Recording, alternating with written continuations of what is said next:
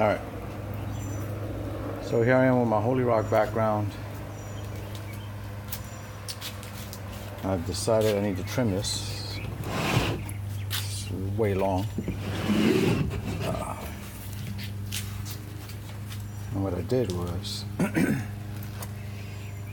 found the best area to trim it, which is along this edge. I don't know if you can see that or not, but it has more area to trim versus the bottom. The bottom has kind of ledges already defined.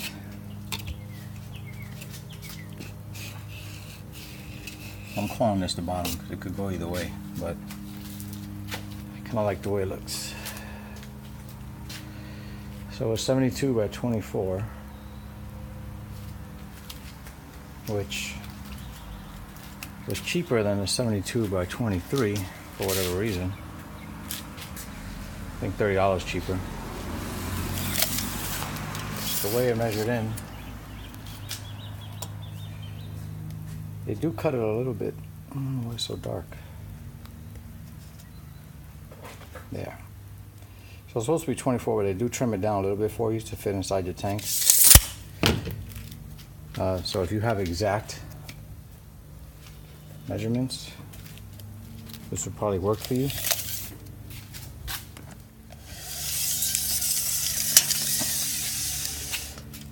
See, so even though it's 72, it's probably like 71 because it's not completely stretched out,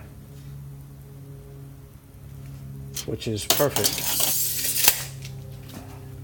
So when you buy a tank, they tell you 72 by 24, but it's not really that size. So this is the outside of my glass. The outside is 72. So while they are technically correct, the inside is not. So for example, my tank is 23 inches on the outside. So like I said, the 23 incher would have probably been perfectly cut for me, but it was $30 more expensive than the 24 from Holy Rock. So I decided to just do the work myself and save 30 bucks, since I was most likely gonna have to trim it anyway. So here's the measurement for the inside. I'm looking at 21 3/4. Right, 21 1/2 to be super safe and not have to trim it again. So at the center brace,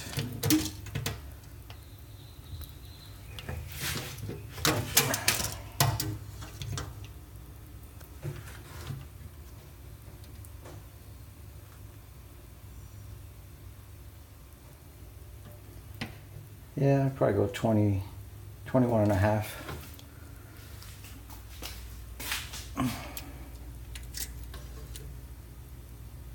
21 1/2 it is. And measuring across this thing, hard to do with one hand and hold the camera, but just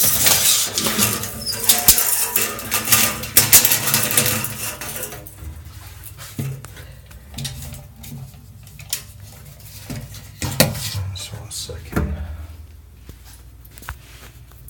This glue is extra thick, so let's put it up against there.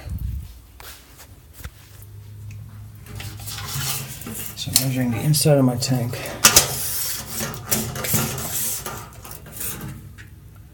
is 71.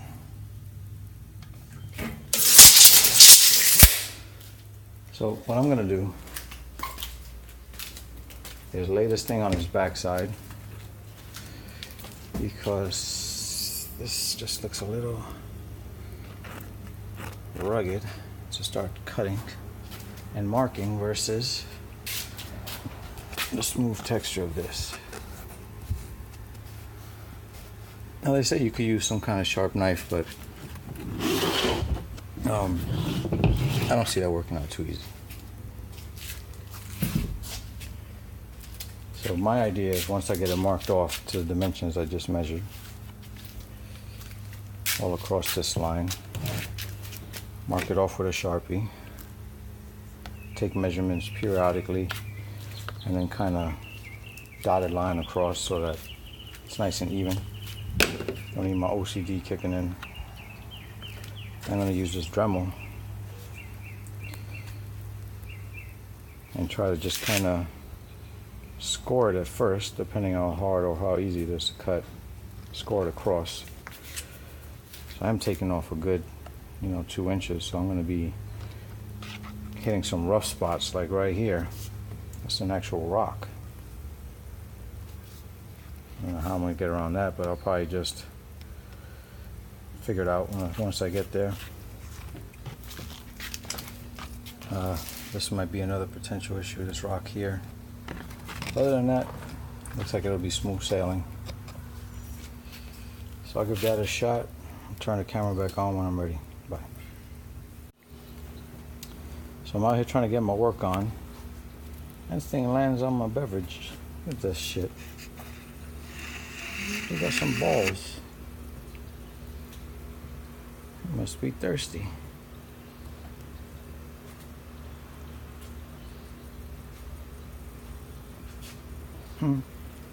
Well, you can have that straw. Yep, he's left. Okay. So I got everything lined up. But I didn't line up exactly. Apparently this is a little longer on this side than it is on this side. So I kind of measured one end, the other end, put a long piece of cardboard here and use my tape and just made lines to kind of get the best estimate I can. And I started cutting it with my Dremel. I think this is an all-purpose bit.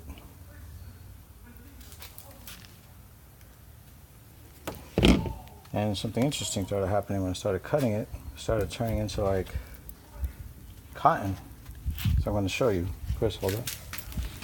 Focus on this area.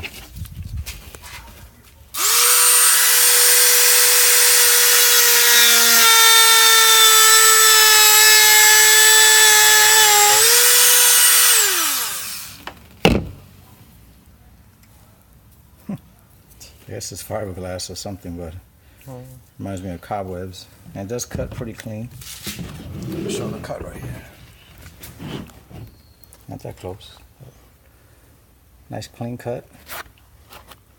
So I want to continue my journey across the top, and I'll be back to update you guys. Okay.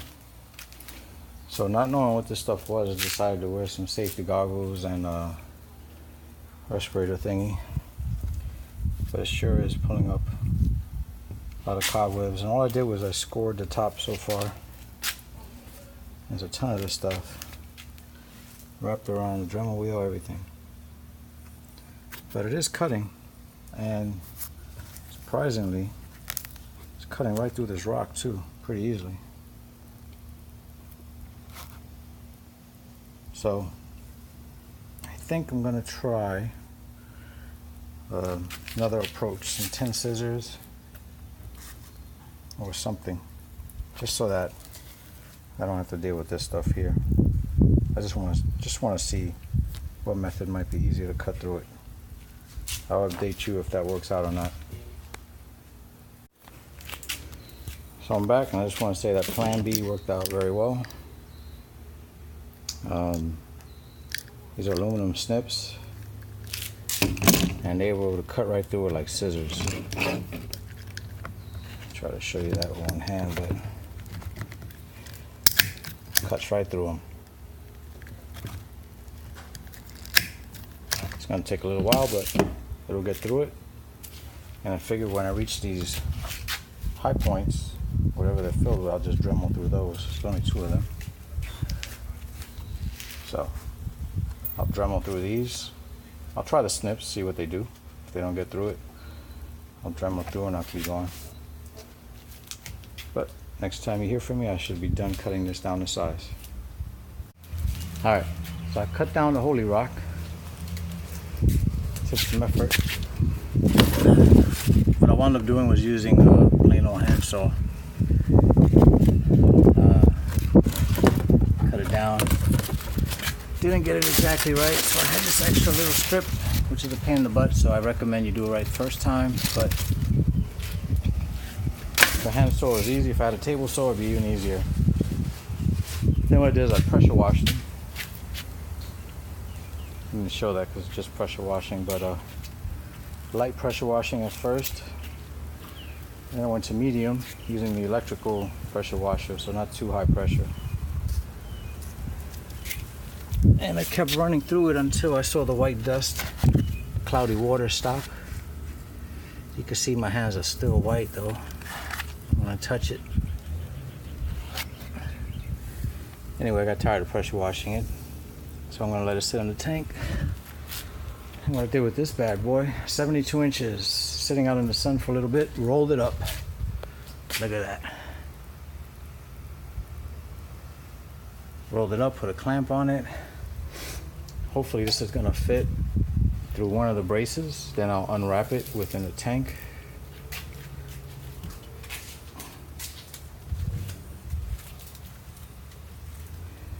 I have my son to help me, but I put cardboard around the tank so I won't scratch the glass when we start. So the idea is to fit it through this opening, so I measured the circumference of the rock best I could. They should fit perfectly here. And then we unravel one side, boom. Other side unraveled, boom. That's the goal. I'll let you know how it goes. Alright, so that plan worked. Definitely needed my son to help me, but put it in there, unraveled it. Glass didn't get one scratch. Whoop, spoke too soon. Scratch at the bottom, but I don't care about that. Look at it. Flawless, flawless, flawless. Wow. Look at that. Wow. So even if you cut it a little too long at the bottom here, just push it in or stick it out.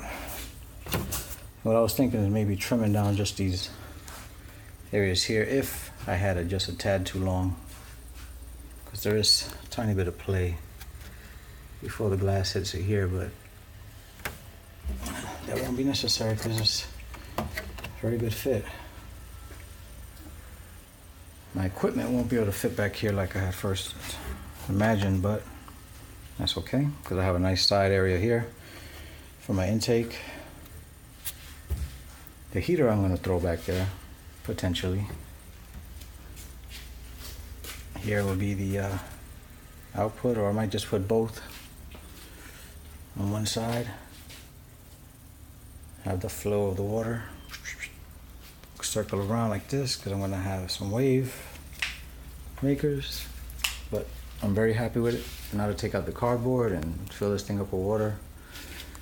Or maybe I'll silicone it in place because it is a little tiny bit wobbly. I don't know. Alright, till next time. Alright people, so here it is. I filled the tank up. I put some wave makers. These are Suns JVP202 or UP. 1200 gallons.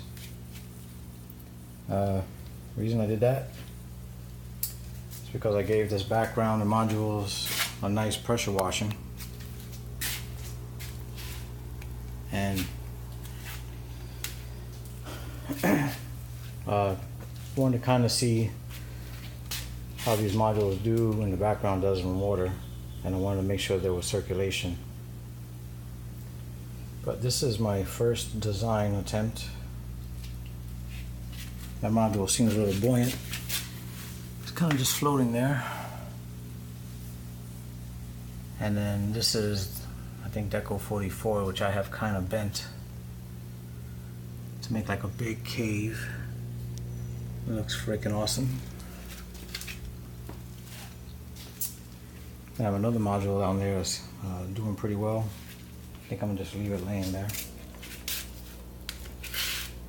That's a side view. Damn, that's pretty. Now the back of the tank I decided to leave open. I was gonna fishnet it, but decided that was way too much effort.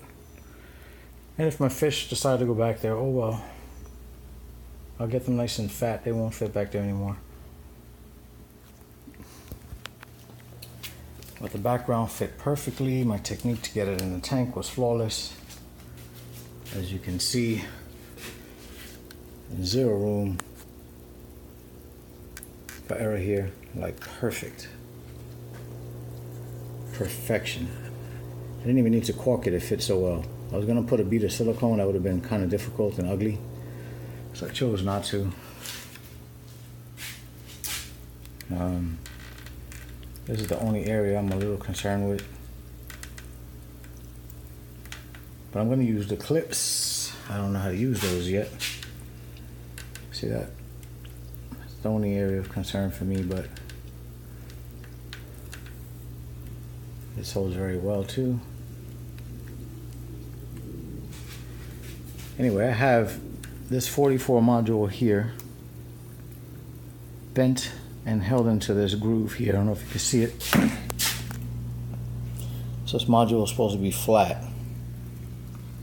What I did was I just bent it and forced it to cling on here. And I have this kind of just sitting there. You can tell it kind of like floats. And yes, I took out the water from underneath it. So it might be that wave maker's too strong, but you know, I have a bunch of ideas I can do. I can do something like this if I wanted to. Oh, that's not bad. I kind of want to give it the sensation of coming out of the sand, you know. So I got some black sand coming in. Nice cave, look at that. Wow, did the same thing over here. I know it's hard to see, but it's held in by a little crevice here, boom. And then this is just kind of sitting there. This will also look like it's coming out of the sand. Haven't figured out which way I'll put this one yet, but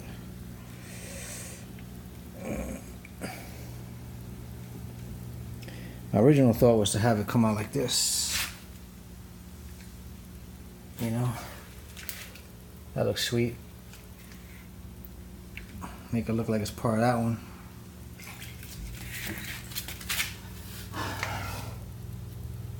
I kind of like that.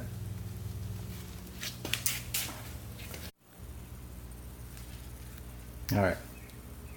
So I'm going to leave this running. The water is crystal clear right now. There's a lot of bubbles in it, but crystal clear.